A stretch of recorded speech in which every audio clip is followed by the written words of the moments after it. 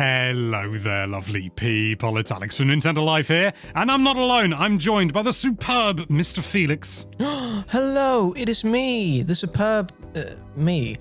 We also have the superb Mr. Sion, don't we? We do. I am here. I was just in the kitchen, and now you guys have a lot of magical powers over me, huh? Well, you know, we do what we can because we need to record, because today we're going to be taking you through my favorite games that I've played on the Switch in the year of 2024. 2 days ago we had Felix, yesterday we had Xion, now it's time for little old Muggins here to talk about his favorite games. And I'm going to start it off with an absolute classic, in my opinion. We're going to start it off with Thank Goodness You're Here, which, if you're unfamiliar, is kind of a point-and-click adventure game. It's not really. It's a little bit more Pentiment than Monkey Island, if you want to go that deep. But if you were expecting the theme to be even remotely Pentiment, you're going to be thoroughly disappointed. This is probably one of the funniest games I've ever played, and I genuinely do not say that lightly, because I have quite a, I would like to think, strong sense of humor. I'm also quite picky about humor. What helps is that this is a British-developed game, and so the humor is just British humor, and it is superb. If you want to consider it, it's a little bit, I would say it's a little bit Wallace and Gromit in certain areas, but at the same time, a lot filthier. I mean, I'm never going to get over this, but the main shop that you go into, because you play this little yellow guy, and he's got to go to this town, and it's not clear why, something about selling products, and you need to speak to the mayor, but the mayor's busy. You got some hours to kill, so you nip off, and you go around the town solving people's problems, and then they expect you to solve all their problems. Some of those problems are in the supermarket called price shaggers. Oh my gosh. Oh no. That's just the best thing for me. You do so much weird stuff in this game, and it is so funny, and it is just so beautifully animated as well. You have to sort of stop yourself every so often and go, no, this is a game. This isn't like an animation. It's not a short. It's not a little series or anything like that. This is a game you're controlling, and it's utterly brilliant.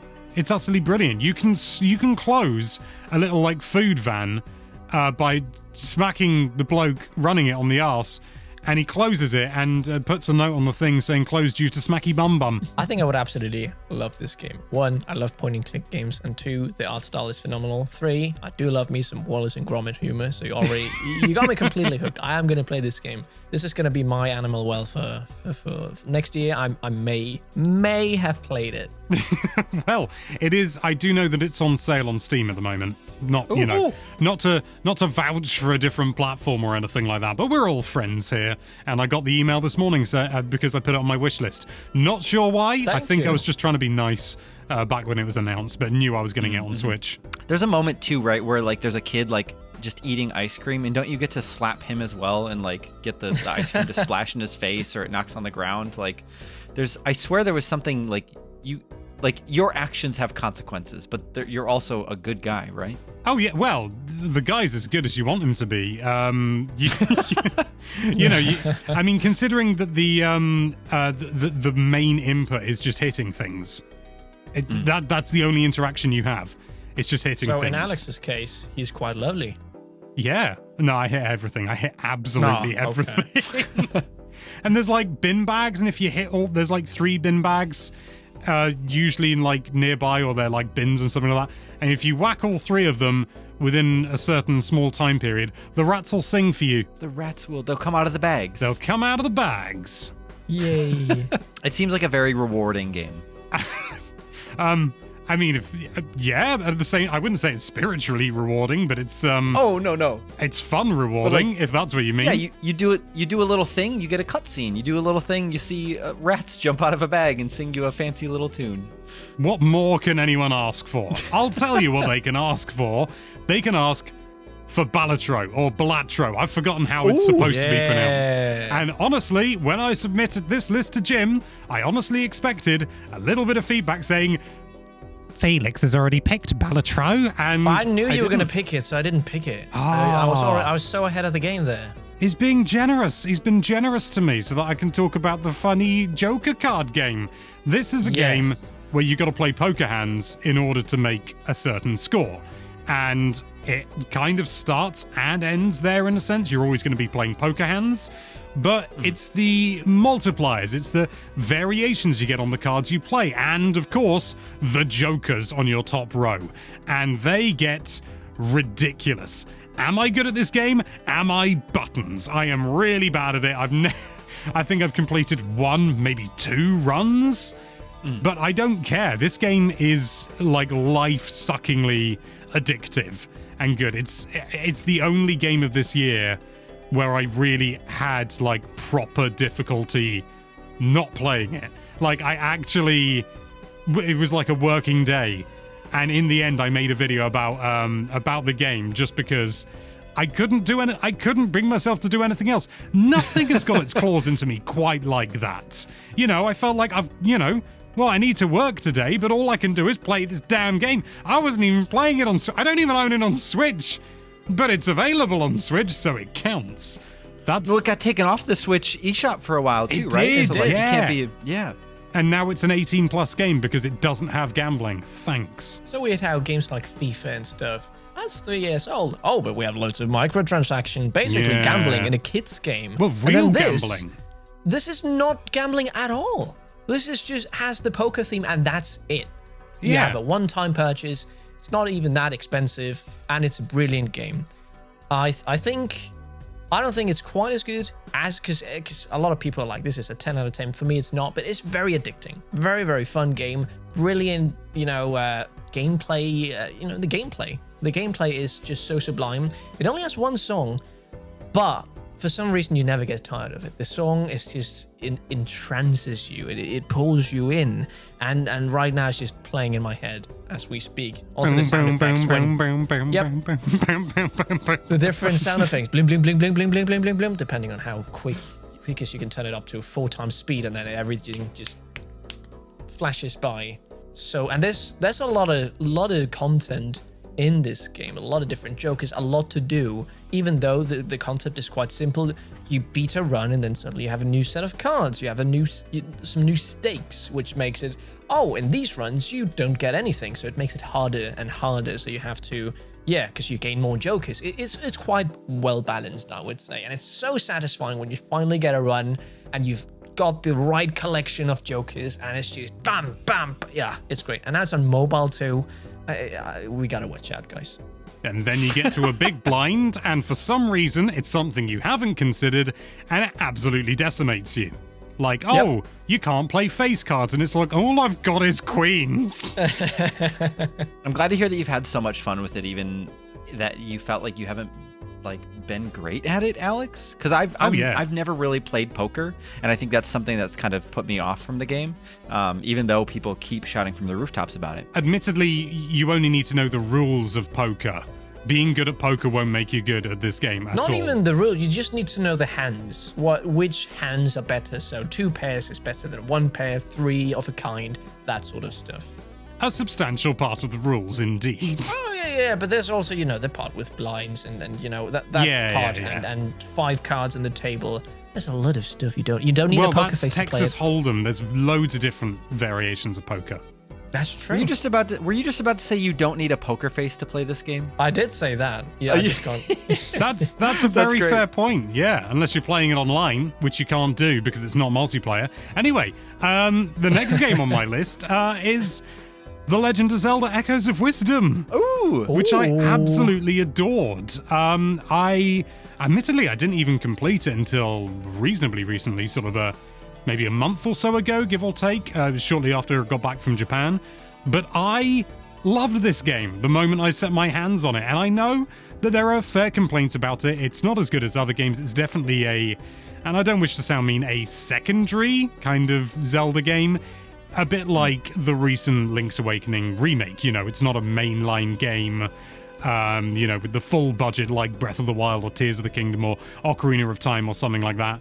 But it's the first time we get to play as Zelda, and I really, really enjoyed it. It was a really lovely way to play something so familiar, yet in such a different way. And the more you play the game, the sort of the magic does wear off a little bit, I must admit, because things start to get a little bit too easy. But playing on hero mode, that definitely makes things more difficult. I did my whole playthrough in hero mode, haha. But the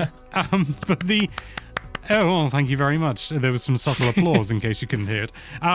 The strongest memory that I have is playing one of the early Link fights, which is where you fight a shadow form of Link. It's not really a spoiler. They showed it in an early trailer. And it was just because I didn't fully, properly understand the game. This was at a preview session. And I just could not deal damage to him. I was just like, oh, I'll put enemies down and they'll attack him. And he was just like, there. And he just kills them. And it's like, yeah. But you're not allowed to do that. I'm the player. You're not supposed to be as good as me when I'm playing The Legend of Zelda. He is too good. Yeah, wow. I think for me, what I really like about the game is the gameplay loop. So the fact that you go to a new location and there you have a little shadow realm where you have to find these glowy little things. And it's just very satisfying to play.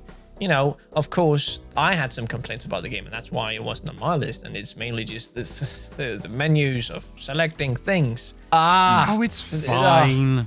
It's not a big deal. Late game, I feel it is. To me, at least, it's like, oh, I'm tired of having to go through.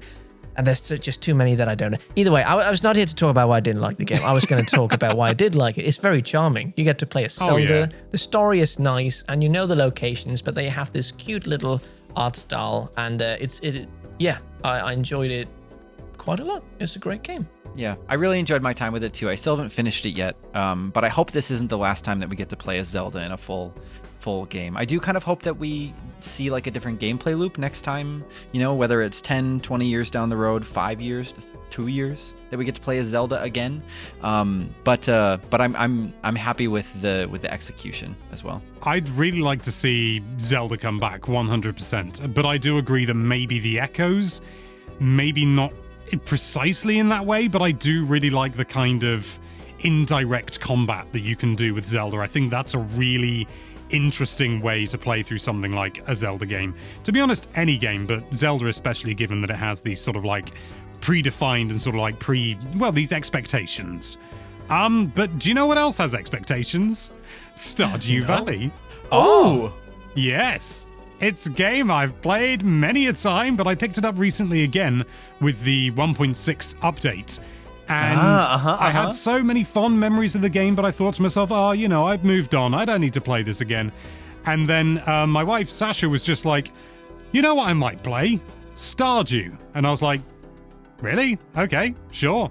I don't know why. I think she just wanted to relax. It's a very relaxing game. And I was like, yeah, okay, go for it. And didn't think anything of it. And then I just kept hearing her play and just hearing the blump and the boop and all the little sound effects and things like that. And then she'd sort of go Leo doesn't like whatever, giving her a piece of meat or something because she's vegetarian. I can't remember the specifics, but just hearing these little things just boo, just getting these little things, boo, Stardew, you should play Stardew, woo, woo, woo. That's not an impression of my wife. And and so I thought, okay, maybe I'll give it a go. Maybe I'll pick it up. And that was it. Forget about it. I've put 40 hours into my new farm, and I'm playing on the beach farm. It's crackers. It's utterly insane. I love it. Yeah. Well, funnily enough, I've also been playing Stardew Valley in the 1.6 update this year. You have. Picked it up with my little brother, and it's been really fun to see him play the game because he has never played Stardew Valley. I had played it, but I never really got to the end game, and now I am at the end game stuff, and it's really cool to start seeing stuff that I'd never seen before. The 1.6 update just adds a lot of new stuff, and the new thing that I have in my inventory is the Stardew Valley guidebook, which is updated to 1.6 and also has a nice signature of Concerned Ape himself. But yeah, the game is wonderful. It is still wonderful, and it is just bonkers how much stuff Eric has added to this game over the years, because it feels this, but it's still the cool game, just with new exciting stuff to do later down the line. It's great. I've never dived into the co-op before, but I'm really excited and hoping to do that soon. So maybe this will be on my 2025 list. Ooh. And to be brutally honest, I can tell you something that may also be on my 2025 list, just because I'm never gonna not play this game in some capacity. Fortnite. Alex is the biggest Fortnite player ever. Fortnite. No, it's it's Roller Coaster Tycoon Classic. Oh, really? It has only just come out, but the thing is that I have played this game, I don't even know how many times. You know, it's got down to the point where every time I get a new version of the game like this, there's a part of me that's like, oh yeah, I get to play it again. And then another part of me going, oh, I've got to do Forest Frontiers again. And then I've got to, you know, like all the really early levels. And it's like, I just want to get to the hard stuff again. But I don't care, because the biggest joy of this game is making roller coasters, which it shouldn't be a surprise. That's kind of sure. the biggest part of it. I mean, it goes bigger than that. But there are some things that, for some reason, I'd never played. Like, I mostly played growing up Roller Coaster Tycoon 1. I never had Roller Coaster Tycoon 2. And even though I've had Roller Coaster Tycoon Classic on my phone and my iPad for, you know, near the best part of 8 years now, or whenever it came out, I have never played some of the Roller Coaster Tycoon 2 stuff, just because there's so many scenarios. There's like 95 base scenarios, and then like I think the grand total is something, and this may not be completely accurate, 138 different parks. Wow. And some of them are really, really wild. One of them that for some reason, I don't know how I never played it before. It's based in Rio de Janeiro. And you have, rather than just, build a park, you've got a budget, make money. You actually inherit it, and it's like someone's got into a load of debt, and like all the stores are massively undercharging for things. And it's like, balloons are free. And it's like, no. Balloons are not free. No wonder you're in so much bloody debt. And you've got to try and claw out of that debt. And you sort of think, that's easy. You know, just start charging. You can't charge for rides in that scenario.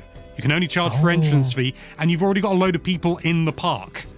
And so what you need to do is pretty much try and get as many of those people out of the park so that you can get new people in to fill, because there's like a soft guest cap, a certain number of guests, and you've basically got no money. You can take a loan out, but you really don't want to, trust me. And so you got to like try real and life. you got to like try and get guests out. You could drown them, I suppose, but no.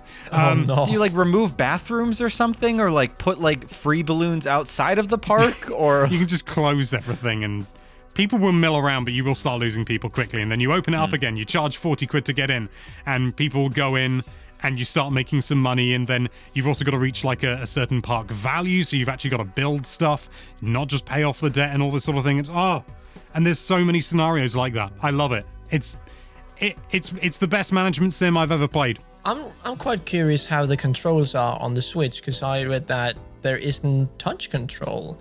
So yeah, that is a big swing and a miss. Yeah, it is. So how does it play with controller? Is it still all right to play? Honestly, I think it's fine. Admittedly, I am coming from a position of someone who is very familiar with the games, so sort of adapting and things like that. Sort of obviously there's some muscle memory that's been lost, but I'm holding a controller anyway. That's already completely alien for something like this. But you have like the original, it may not be exactly the original, but the Windows 95, Windows 98, like white cursor that you move around with the left stick. I don't know whether that was intentional decision, but it's lovely. It gives me sort of little goosebumps.